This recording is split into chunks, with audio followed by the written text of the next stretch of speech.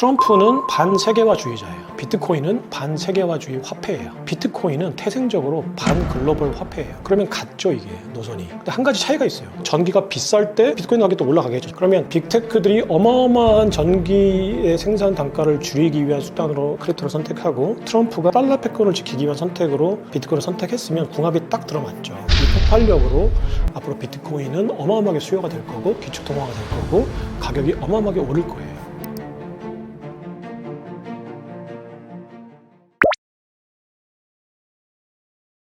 비트코인과 관세전쟁의 연관을 하려면 일단 관세전쟁은 경제에서 키워드를 말하면 불확실성이에요. 그러니까 어떤 자산이 불확실성이라는 그 내러티브가 형성됐을 때 어떤 반응을 보이냐를 보면 그 자산의 현재 위치를 알 수 있어요. 그러니까 관세전쟁은 뭐 사실은 관세가 몇 프로다, 뭐 그 트럼프의 계획이 아예 확정이 되면 그다음부터는 확실성이지만, 트럼프가 지금 90일 연장을 해놨으니까 아직까지는 불확실성이거든요. 그러면 이 불확실성에서 비트코인이 어떻게 반응했을까 한번 되짚어보면, 비트코인은 나스닥이나 S&P처럼 떨어졌었어요. 불확실성 하에서. 금은 이제 급등을 했죠. 뭐 $2,000에서 지금 $3,500에서 조정을 받고 있으니까. 그러면 아직까지 비트코인의 그 지배적인 내러티브는 위험자산인 거예요. 자, 이거는 비트코인이 가지고 있는 본질하고는 상관이 없어요.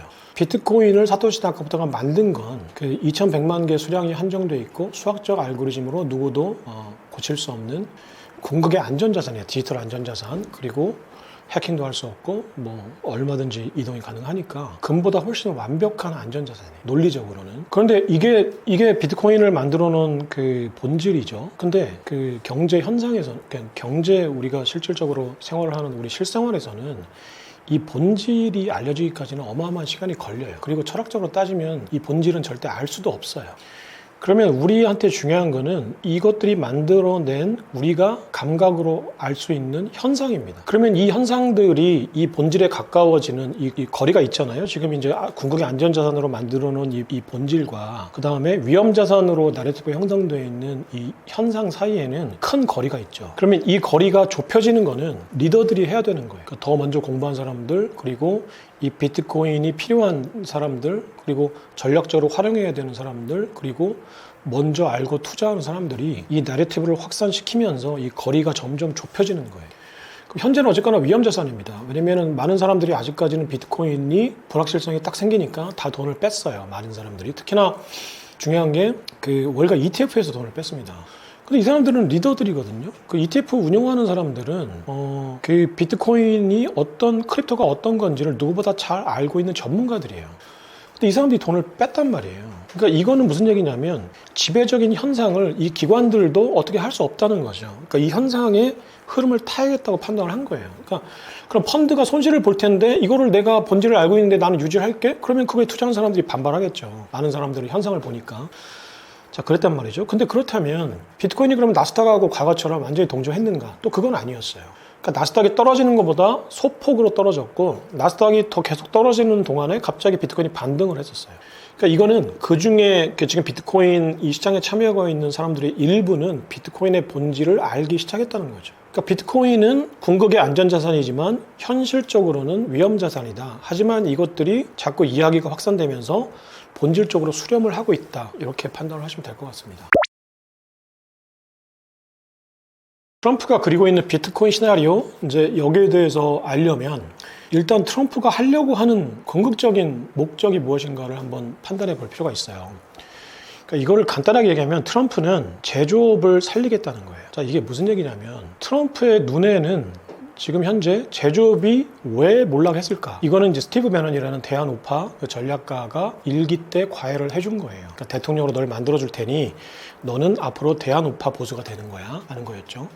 그러니까 원래 공화당은 부자들의 당이었기 때문에 러스트벨트 중산층, 뭐 여기서 좋게 말하니까 중산층이지 사실은 실직된 하층민들이었죠. 그러니까 그 제이디 벤스라는 부통령이 표현하기로는 힐빌리들이에요. 산골짜기 무지랭이들입니다. 아팔란치아 산맥을 중심으로 했던 그 철강 회사들, 자동차 회사들, 중공업 업체들이었죠. 그러면 왜 제이디 벤스가 힐빌리의 노래라는 책에서 썼듯이 왜 우리 할아버지가 그럭저럭 철강회사 다니면서 먹고 살았는데 왜 갑자기 실직을 하고 엄마는 마약장애가 되고 나는 왜 엄마 때문에 할아버지 때문에 공부도 제대로 못하고 물론 제이디 벤스는 예일대 나와서 로스쿨 나와가지고 지금은 부통령까지 됐어요. 근데 그 전에 할머니의 어떤 결단이 있기 전까지는 제이디 벤스는 내가 공부를 열심히 해서 아이리비에 진학하면 부자가 될 수 있다는 사실조차도 몰랐어요. 그러니까 그러면 왜 이 몰락한 하층민들이 이렇게까지 못 살게 됐을까? 근데 우리도 그거를 최근에 이제 전 세계가 알게 된 거예요. 전 세계 사람들이. 그러니까 미국은 잘 사는 나라고 아메리칸 드림인데 뭐 캘리포니아에서 그 머스탱 타고 뭐 오픈카 타고 막 질주하는 이게 그 광란의 1920년대가 우리가 바라보는 미국이잖아요. 근데 2025년도의 미국은 전혀 그렇지가 않아요. 월가의 일부 부자들을 빼면 나머지 중산층들은 할아버지 실직하고 아버지 실직하고 엄마는 마약장애게 되고 다양성, 포용성, 형평성 때문에 백인들은 아이비리그에 가고 싶어도 히스패닉하고 흑인 아시아계를 받아줘야 되니까 못 가요. 이게 지금 백인 하층민들의 현실이에요. 그러니까 이 하층 백인들의 그 현실을 발판 삼아 대통령을 만들어 줄게라고 했던 게 스티브 배넌이었고요. 그 스티브 배넌의 얘기를 듣고 대통령 백악관에 입성한 게 트럼프예요. 그럼 트럼프의 눈에는 내가 백악관에 들어와서 보니까 실제로 스티브 배넌이 얘기한 것처럼 미국은 지금 마약으로 쩔어 있고 펜타닐로 쩔어 있고 월가만 부자고 이렇게 된 거죠. 그러니까 트럼프도 한번 고민을 해봤을 거예요. 이 금수저가 2기 때 지금 마음대로 할 수 있잖아요. 임기 마지막인데 2기 마지막인데 3기도 가능하다고는 하지만 어쨌거나 그러면 자기 마음대로 할 거야. 자기가 하고 싶은 대로. 그러니까 트럼프는 지금 그 2기 때 그 선거 공약으로 세웠던 내가 메이크 아메리카 그레이트 어게인을 할 거야. 이 얘기는 제조업을 살릴 거야 라는 얘기였는데 안 할 수 있어요. 난 부자니까. 뭐 내가 4년 뒤에 나가서 나는 트럼프 월드에 가서 다시 또 부자로 살면 되니까. 근데 공약을 철저히 지키고 있거든요. 그러니까 이건 진심이라고 봐야 돼요. 그럼 트럼프는 왜 이렇게 진심으로 미국의 제조업을 살리고 싶은 걸까라는 거죠. 자, 그러면 미국의 제조업이 몰락한 과정은 닉슨 쇼크 이후의 세계화 과정으로 설명을 해야 돼요. 먼저 그걸 이해해야 됩니다. 그러니까 닉슨 쇼크라는 거는 근본이자에서 달러를 떼어놓은 거예요. 자, 이게 무슨 얘기냐면 달러를 많이 발행해야 되는데 베트남 전쟁도 겪었고 또 2차 대전 이후에 마셜 플랜 유럽을 부흥시키기 위해서 유럽을 부흥시켜야 미국의 자동차를 팔아먹을 거 아니에요? 그러니까 유럽을 부흥시키고 베트남전 그러니까 공산주의한테 뺏기면 안 되죠. 시장을 뺏기니까. 그러니까 미국이 생산한 1920년대 이후에 2차 대전 이후에 그 제조업 그 부흥기 때 미국이 생산한 자동차 보잉 747을 팔아먹으려면 유럽 시장과 아시아 시장이 살아있어야 되거든요. 그래서 미국 막대한 달러를 찍어서 그 나라들을 다 살린 거예요. 군사력을 동원해서 또는 이제 달러 대출을 통해서 그렇게 살려놓고 나도 보니까 달러를 너무 많이 찍었죠. 그러니까 이론스에 35달러라고 딱 박아놓은 이 시스템에서는 달러를 더 이상 찍어내지 못하는 거죠. 그러니까 닉슨은 달러를 더 찍어내기 위해서 또는 이제 달러의 가치를 평가절하하기 위해서 어렵게 얘기하면 그러니까 1달러에 35달러인데 실제로 달러를 너무 많이 찍어서 1달러에 3,500달러가 된 거예요. 그러니까 그러면 1달러에 3,500달러를 만들어야 이게 실제 달러 가치가 이제 그 실제 가치가 돼야 달러 약세가 돼서 미국이 수출을 할 텐데 자꾸 1달러에 35달러 박아놓으니까 미국이 달러가 고평가가 돼 있는 거죠. 어렵게 얘기하면. 그러니까 간단하게 얘기하면 아무튼 달러를 더 발행하기 위해서 닉슨이 우리 앞으로 금으로 달러를 안 바꿔 이렇게 된 거죠. 그러면 그 전에는 브레튼 우즈 체제에서 닉슨 쇼크까지 50년 동안은 그 미국의 그 월가의 금융사들, 런던의 금융사들이 어떻게 먹고 살았냐면 금의 수급, 그러니까 근본이제니까 미국의 재무부가 금이 필요해요. 그러면은 이 금융사들이 남아프리카 공화국, 러시아, 아프리카 이런 데서 금을 수입해요. 그래서 미국 정부에 파는 거죠. 그러니까 이렇게 금의 유통을 가지고 먹고 살았어요, 실제로. 근데 갑자기 근본이제가 아니야. 그러니까 더 이상 미국 정부가 금이 필요하지 않아. 딱 그러니까 그러면 월가가 벌컥 뒤집힌 거예요. 그럼 앞으로 우리 뭘 먹고 살아야 돼? 한 거죠. 근데 또 또 그 비즈니스 스쿨 나온 이 또 머리 좋은 애들이 앉아가지고 또 공리를 해보니까 자 그러면 근본이제 이후에는 어떻게 되는 거지? 라고 보니까 자 금하고 달러가 고정돼 있을 때는 달러의 가치는 어쨌거나 예측 가능하고 안정돼 있잖아요.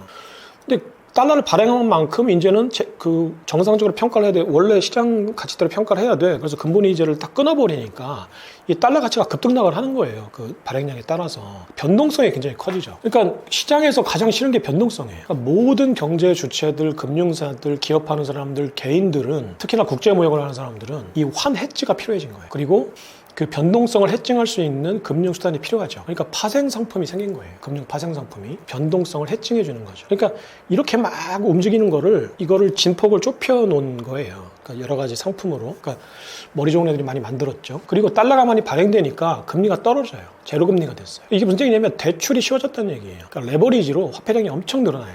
그러니까 레버리지 투자, 대출 상품, 쉽게 해서 그냥 대출 상품이 늘어났어요. 그러니까 변동성을 해칭하기 위한 파생금융 상품, 그리고 금리가 떨어졌기 때문에 대출 상품들이 많이 늘어난 거예요. 이걸로 그동안 미국의 월가들이 먹고 산 거예요. 그러면 이 파생 상품을 전 세계에 팔기 위해서, 그리고 대출 상품을 전 세계에 팔기 위해서 뭐가 필요할까요? 금융사들이 연준의 입장에서는 달러를 많이 발행하기 위해서 자유무역이 필요한 거예요. 그러니까 자유무역은 상품무역으로 자꾸 포장되어 있기 때문에 본질을 흐리는데, 실제로 닉슨 쇼크 이후에 레이거노믹스 체제 하에서 월가가 연준이 추진한 거는 금융자유화예요. 글로벌 금융자유화. 그러니까 사실 이게 어려운 말 같지만 우리나라도 IMF 이전에는 사실은 회계 기준이 국제회계 기준이 아니었기 때문에 달러 자산이 우리나라에 들어와서 투자를 할 수 없었어요. 우리나라도 중국만큼은 아니었지만 외국 자본에 대해서 굉장히 철저한 통제를 했었습니다. 근데 IMF 이후에 갑자기 벌크덕 그 국제회계 기준 뭐에 맞춰지니까 갑자기 달러 자산이 막 물밀듯이 밀려 들어오죠. 계좌 이체만 하면은 한국에 투자할 수 있었던 거죠. 그러니까 결국은 자유무역은 세계화는 금융자유화입니다. 그래서 미국이 월가가 엄청난 자산을 빨아들이죠. 이 대가로 미국이 잃은 거는 제조업이에요. 그러니까 자유무역을 해놓으니까 월가 금융자유화로 월가에서는 파생 그리고 대출을 팔아서 엄청난 돈을 버는데, 그 이제 리카도에 따르면 이제 비교 열의에 있는 그 노동력이 비싼 미국의 제조업은 전부 중국으로 옮겨갔죠. 여기에도 이제 비화가 있어요. 2001년도에 중국이 WTO에 가입을 하는데 클린턴이 WTO에 중국을 가입시켜요. 막 바락바락 우겨서. 클린턴이 WTO에 가입시킨 이유는 중국 금융시장 개방이었어요, 사실은. 근데 자유무역을 WTO에 가입시켜놔서 중국의 시장을 딱 열어놓으니까 JP모건하고 골드만삭스가 또 그때는 블랙락이 없었으니까 하여튼 그 투자은행들이 막 가서 뭐 상하이에 베이징에 이제 증권사를 차리고 합작사를 차려서 엄청나게 중국에 있는 자본을 빨아들여요. 근데 반대로 미국에 있는 공장이 다 중국으로 가는 거예요. 인건비가 싸니까. 그러면 이게 글로벌 임밸런싱이라고 해요. 그러니까 그 이제 세계 경제 불균형이라고 하거든요. 이게 뭐냐면 중국이 무역 흑자가 나고 미국이 무역 적자가 나는 거예요. 이거를 글로벌 임밸런싱이라고 합니다.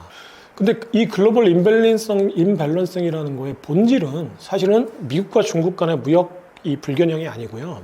월가와 그 러스트벨트 간의 불균형이에요. 그러니까 그 미국 제조업은 그 1년에 2024년 기준으로 1조 달러의 무역 적자를 냅니다. 3천억 달러 정도가 중국에 대한 적자예요.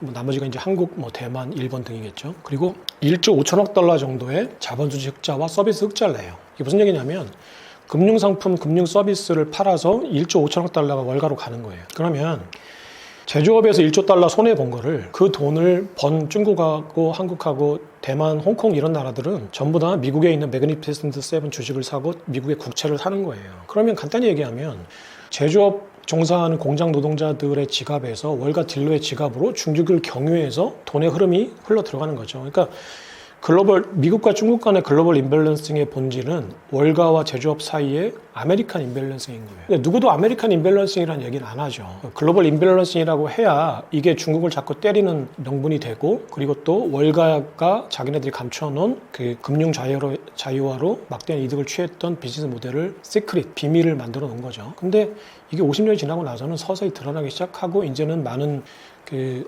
전문가들이 알아내기 시작한 거예요. 그래서 아메리칸 임밸런싱이 미국의 중산층을 지금 거리로 내몬 거다. 그러니까 트럼프는 지금 글로벌 임밸런싱이 아메리칸 임밸런싱이네?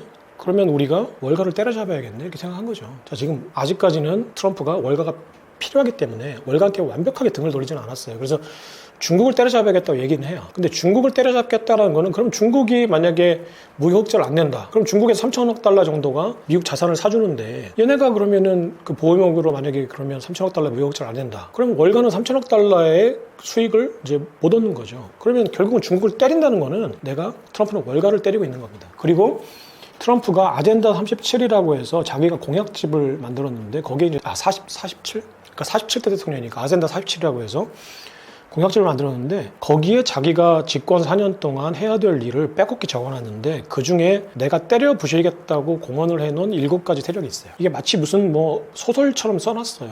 음모 소설처럼. 근데 거기에 첫 번째가 글로벌리스트예요. 두 번째가 워먼과 전쟁광이에요. 세 번째가 차이나예요. 이게 사실 하나거든요. 그러니까 글로벌리스트라고 하는 거는 여기에 그냥 세계화주의자라고 써놨지만 사실은 월스트리트예요. 그러니까 트럼프는 내가 집권 4년 동안 월가를 때려잡아서 제조업을 살리겠다는 거예요. 자, 그러면 트럼프는 반세계화주의자예요. 반월가주의자고. 자, 비트코인은 반세계화주의 화폐예요. 왜냐면 세계화 때문에 달러가 많이 발행되고 인플레이션이 위기가 자꾸 생기는 거거든요. 그러니까 비트코인은 태생적으로 반글로벌 화폐예요. 그러면 같죠, 이게 노선이. 근데 한 가지 차이가 있어요. 트럼프는 그러면서도 나는 달러 패권을 지키고 싶다고 얘기해요. 왜냐면 달러는 미국 돈이니까. 원래 달러는 미국 돈인데 왜 자꾸 월가가 월가 돈이라고 하는 거야. 그러니까 나는 달러는 미국 돈으로 앞으로 만들 거야. 난 달러 패권을 지킬 거야 라고 하는 거예요. 근데 비트코인은 반 달러예요. 그러니까 여기서 약간의 차이가 발생하는데, 그래서 아직까지는 반글로벌리즘이라는 이 공동 전선을 형성하고 있으니까 트럼프는 비트코인 크립토를 그러니까 현재 아메리칸 임베럴런싱을 해소하는 데 전략적으로 활용하겠다는 거죠. 시청자분들이 가장 궁금한 게 이걸 텐데, 그 많은 전문가들이 가장 대답할 수 없는 게 사실은 시대 전망이거든요. 그러니까 시대 전망은 100% 의미가 없다고 생각하는데, 근데 그 절대값은 모르지만 방향성 정도는 추론해 볼 수 있다고 생각해요. 그래서 그 정도로 마무리를 할게요. 그러니까 비트코인의 방향성이 앞으로 어떻게 될까? 그러니까 두 가지 측면에서 방향성을 가늠해 볼 수 있을 것 같아요. 그러니까 비트코인의 가격은 기본적으로 반감기 사이클이라는 거에 영향을 받는다. 그러니까 반감기 사이클이라는 걸 사람들이 단순하게 공급량이 줄어드는데 수요가 늘어나니까 가격이 올라갈 거라고 생각하는데, 보다 직접적인 구조를 얘기하면 그게 공급자 입장에서 보면은 내가 생산할 수 있는 단가가, 그러니까 전기세는 똑같지만 사실 생산량이 이제 그 시간당, 그러니까 10분당 원래 뭐 50개에서 지금 25개 뭐 줄어들어서 지금 현재 3.25개니까 쉽게 얘기해서 전기세 생산 하나를 비트코인 하나를 생산하는데 들어가는 생산 단가가 4년마다 2배가 되는 거예요. 그러면은 그 상품이라는 거는 생산 단가 플러스 이윤인데, 이걸 만들어내는 비트코인을 생산해내는 그 상품 생산자 입장에서 보면 비트코인은 4년마다 이 가격을 내가 2배로 올려야 돼요. 구조적으로 그렇게 돼 있죠. 그러니까 비트코인은 생산자 측면에서 보면 가격을 내가 제시하는 가격을 4년마다 2배로 올려야 된다는 거예요. 그러면은 가격이라는 거는 그 비용 인상 인플레이션이 있고 수요 견인 인플레이션이 있으니까, 이걸 그냥 쉽게 얘기하면 가격을 끌어올리는 거는 생산 단가가 올라가면 가격이 올라간다라는 거고, 그리고 수요가 많아지면 가격이 올라간다는 거예요. 그럼 비트코인에 대한 수요는 지금 뭘까라는 거죠. 수요 구조가 완전히 바뀌었잖아요. 원래 뭐 그냥 반 비트코인 진영에서 얘기하면 비트코인은 튤립이니까 그 튤립에 투자하는 투기꾼들만이 그동안 개인들이 투자를 했었겠죠. 그 사람들의 눈에 보면. 근데 이게 작년부터 바뀌었잖아요. 기관이 들어왔어요. ETF가, 현물 ETF가. 블랙록이라는 10조 달러의 전 세계에서 가장 큰 자산을, 우리나라 예산의 20배입니다. 그러니까 전 세계에서 가장 큰 자산을 굴리는 블랙록이 현물 ETF를 승인해달라고 SEC에 애거를 했죠. 애거를 했다고 전략적으로 이제 요구를 했겠죠. 기관이라는 수요가 들어왔죠. 그리고 미국이라는 국가 트럼프가 패권을 지키겠다는 수단으로서 비트코인을 채택했죠. 중국과 러시아가 달러 패권에서 벗어나기 위해서 비트코인을 채택했죠. 여기서 또 한 가지 중요한 거는 빅테크들의 역할인 것 같아요.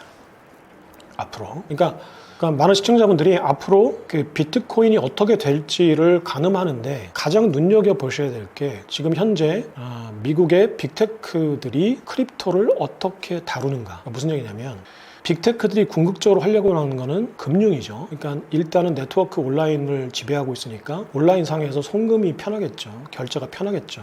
결제를 하다 보니까 신용 창출을 하고 싶겠죠. 내가 지금 온라인 그 결제 시스템을 다 장악하고 있는데 여기서 대출만 해주면 신용 창출인데, 그럼 이게 금융인데 금융 하고 싶을 거예요, 어마어마하게.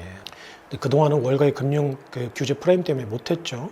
금융사가 아니면은 그 금융을 못하도록 이제 워싱턴을 이제 로비해서 이제 여러 가지 법으로 만들어 놨겠죠.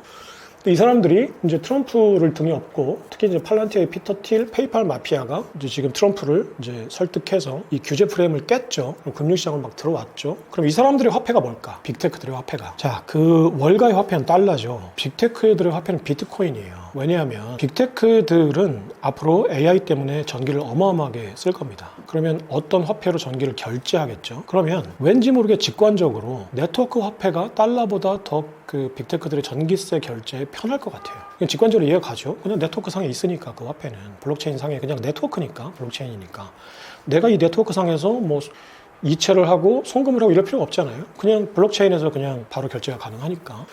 그러면 잘 모르겠지만, 잘 모른다고 하더라도 블록체인 네트워크가 왠지 모르게 빅테크들이 앞으로 전기료를 결제할 때 편할 것 같아요.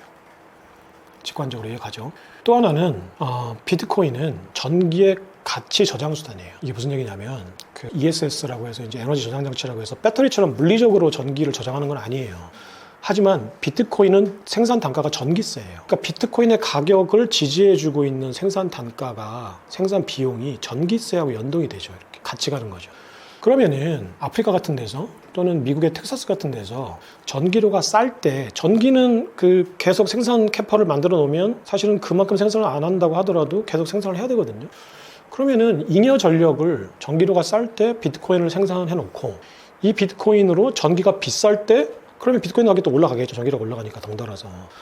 그럼 비트코인이 전기료가 같이 연동되니까 전기료가 비쌀 때 내가 비트코인을 팔아서 전기를 살 수 있겠죠. 그럼 전기 저장 장치죠. 그러면은 전기가 앞으로 엄청난 생산 단가가 되는 그 빅테크들의 입장에서 보면 달러로는 이 변동성을 해칭할 수가 없는데 비트코인이나 크립토로는 이 전기료의 어떤 이 생산 비용의 어떤 이 변동성을 해칭할 수가 있어요. 비트코인은 같이 움직이니까. 그리고 네트워크 화폐니까. 그러면은 직관적으로 왠지 잘 모르겠지만 그냥 어쨌거나 그냥 그 통박으로 촉으로 봤을 때 비트코인이 네트워크 화폐이면서 전기 저장 장치니까 앞으로 오픈 AI나 구글이나 마이크로소프트나 뭐 이런 그 AI 업체들이 또는 테슬라, 그 휴머노이드 업체들이 전기를 많이 쓰는 이 빅테크들이 비트코인으로 결제를 하고 싶겠죠. 암호화폐로. 그러면 월가의 화폐는 달러지만 빅테크의 화폐는 크립토인 거죠. 그죠? 그러면은 뭐 실제로 그 기축통화는 사실은 국가가 만든 것 같지만 사실은 금융 세력이 만들었어요. 월가가 스페인, 네덜란드, 영국, 미국으로 이 금융 세력이 국적을 바꾼 것 뿐이에요. 금의 이동 경로에 따라서.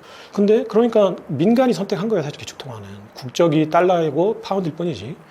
그럼 앞으로는 미국의 빅테크들이 선택한 화폐, 크립토가 기축통화가 되는 거죠. 그러면 여기서 이제 정치 권력이 숟가락을 얹고 서로 협력하는 건데 지금 트럼프는 크립토에 전략적으로 선택을 했잖아요. 그러면 빅테크들이 어마어마한 전기의 생산 단가를 줄이기 위한 수단으로 이제 크립토를 선택하고 트럼프가 달러 패권을 지키기 위한 선택으로 비트코인을 선택했으면 궁합이 딱 들어맞죠. 이 폭발력으로 앞으로 비트코인은 어마어마하게 수요가 될 거고 기축통화가 될 거고 가격이 어마어마하게 오를 거예요. 한국과 일본에 대해서는 비트코인에 대해서 얘기할 게 별로 없어요. 왜냐면 간단하게 얘기해서 그 정치권에 있는 또는 경제권에 있는 또는 학계에 있는 오피니언 리더들이 비트코인을 전혀 모릅니다. 그러니까 전 세계 패권 전쟁이 어떻게 진행되고 있다는 사실도 몰라요. 굉장히 비참한 현실이죠. 간단하게 얘기하면 현재 한국은 좋게 얘기하면 투자자 보호 관점에서 비트코인에 접근한다라고 굉장히 포장을 해서 얘기를 해요. 근데 비트코인이 투자 자산이 아직 한국에서는 제도적으로 투자 자산이 아닌데 무슨 투자자 보호예요. 그러니까 비트코인이 투자 자산이라고 인정을 하고 이게 투자 시장에서 막 굴러다니고 있을 때 투자자들이 이것 때문에 피해를 보는 일들이 생기면 투자자 보호를 해야죠. 근데 아직까지 거래소에서 그냥 거래만 될 뿐 우리나라의 법제도상으로는 비트코인은 존재하지 않는 거예요. 근데 무슨 투자자 보호예요? 명분이죠. 그러니까 내가 비트코인에 대해서 공부하기가 싫고 게으르고 잘 모르겠고 그러니까 비트코인을 자꾸 사람들은 비트코인에서 얘기를 하고 그럼 뭔가 얘기는 해야 되잖아요. 야 투자자 보호야. 얼마나 좋은 명분이에요. 내가 아름다운 명분을 가지고 나는 비트코인을 채택하지 않는 거야. 나 비트코인 모르는 거야. 몰라도 돼. 이렇게 얘기하겠죠. 기득권들이 대한민국의 기득권들이 얼마나 한심한지 이것 때문에 사실은 달러 패권이 구조를 잘 모르기 때문에 우리는 지난 30년간 10년마다 금융위기를 겪었어요. IMF를 겪고 금융위 공황을 겪고 이제 그 팬데믹 이후에 인플레이션을 겪었죠. 이 구조의 본질도 아직 잘 몰라요. 우리나라 제도권에 있는 정치권에 있는 분들이나 뭐 행정을 맡아서 보시는 분들이나 금융 제도를 만드시는 분들이 제가 볼 때는 아직까지 지금 현재 표면적으로 드러나고 있는 현상을 보면 전혀 모릅니다. 그러면 우리의 향후 50년은 과거 50년은 달러 패권의 구조를 파악하지 못했기 때문에 매년 금융공황을 겪었는데 향후 50년은 크립토의 본질을 파악하지 못했고 크립토 패권에서도 아직까지 접근조차 못하고 있기 때문에 굉장한 불이익을 겪을 거예요. 지금 중국과 미국이 러시아가 이 패권 국가들이 왜 비트코인이라는 이 내러티브 스토리를 가지고 자기 걸로 만들기 위해서 이렇게 피 튀기는 전쟁을 벌이고 있을까? 이것만 가지고도 이 우리나라 오피니언 리더들이 밤새도록 고민하고 뭔가를 만들어내야겠다라고 절박감이 지금 쌓여 있어서 막 정신없이 막 눈이 시뻘개져가지고 암호화폐 전문가들을 불러서 막 공부하고 어떻게든 처음에 뭐 제대로 만들든 못 만들든 뭔가 해보려고 막 엄청난 움직임들이 있어야 되는데 아직 아무것도 없죠. 그러니까 저희 나라의 지도자분들이 암호화폐를 빨리 공부하셔야 돼요. 이미 늦었어요. 앞으로 우리 50년간이 굉장히 고통스러울 거예요. 그러니까 제가 아까 말씀드렸듯이 그 앞으로의 화폐 전쟁은 월가와 빅테크의 전쟁이에요. 그러니까 빅테크의 암호화폐와 월가의 달러 기득권 간의 전쟁이에요. 우리가 달러 기득권으로도 엄청난 고통을 겪었잖아요. 근데 그 달러 기득권이라는 거는 사실은 이 로직이 간단해요. 그냥 대출이에요. 그러니까 대출 상품을 어떻게 예쁘게 포장해서 얼마나 많이 파느냐예요. 이 기본적인 로직을 파악하는데 50년이 걸렸는데 지금 크립토라는 이거를 파악하는데 전혀 노력을 하고 있지 않다라는 거, 우리 자손들한테 굉장히 비참한 미래를 물려주게 될 겁니다. 그러니까 폭삭 소가수다에서 금명인의 가족이 아버지는 배를 잃고 금명이는 무역회사에서 잘리고 아들은 또 뭐 어떻게 되고 해서 다 4명이 다 거리로 나앉았잖아요. 지금은 웃기는 해프닝 같지만 사실은 X세대가 겪었던 현실이거든요. 이 현실이 사실은 지도층의 무지 때문에 생겼던 거예요. 달러 패권의 구조를 전혀 몰랐죠. 왜냐면 누구누구 정부 때 IMF 위기가 온 다음에 조지 소로스를 청와대로 불러서 우리가 IMF를 극복할 수 있는 거에 대해서 강연을 들었어요. 대통령이, 청와대 참모들이. 이게 뭐냐면은 조지 소로스가 IMF를 만든 헤지펀드의 대부 주범이에요. 그러니까 닉슨 쇼크 이후에 달러 변동성을 가지고 먹고 살았던 그때 헤지펀드가 생긴 거예요. 변동성이 커지니까 환율 변동에 따라서 그냥 쑥 들어갔다가 이익 챙겨가지고 먹튀하는 헤지펀드가 생긴 거예요. 그게 뭐냐면은 우리 집에 들어와서 강도짓을 하고 분탕질을 쳐놓고 나간 강도를 불러다가 우리 집에 보안 시스템을 만들어 주세요 한 거죠. 이게 우리나라 한심한 금융의 역사입니다. 이 역사가 앞으로 100년간 반복될 거예요. 단언하는데 이제 여기서 그래도 이제 조금 똑똑한 국회의원들, 똑똑한 관료들, 똑똑한 학계, 똑똑한 분들이 그래도 개인적으로 관심을 갖고 있겠죠. 시스템은 아직까지 요지부동이죠. 복지부동이죠. 그러니까 이미 늦었고요. 여기서 엄청나게 서두른다고 하면 좀 덜 비참해질 거예요. 근데 앞으로 100년간 우리 자식들이 비참한 글로벌 패권의 어떤 지배를 받게 될 거라는 거는 이미 정해진 프레임입니다. 단언컨대. 일본도 마찬가지예요. 일본은 거래 시스템으로 활성화를 시키고 있지만 일본도 아직까지는 미국 국채를 가지고 글로벌 시장에서 이제 패권을 조율하려고 하는 데죠. 얼마 전에 트럼프가 이제 관세를 때리려고 하니까 채권 작용단이라는 용어가 계속 나오는데 쉽게 얘기해서 반시장적인 미국이 움직임을 보일 때 채권을 파는 거죠. 니네 내가 채권 팔아서 채권 가격 떨어뜨릴 거야. 그럼 너 어떡할래? 라고 물어보는 거예요. 지렛대죠. 아직까지 그런 수준이야 일본도. 근데 우리보다 조금 낮죠. 그러니까 제가 많이 안다라는 게 아니라 먼저 관심을 가진 정도의 수준에서 정말 절실하게, 저도 이제 IMF 겪고 금융위기 겪었던 사람인데 우리 자식한테는 좀 그런 거 물려주지 않았으면 좋겠어요. 근데 물려주게 됐습니다 이미.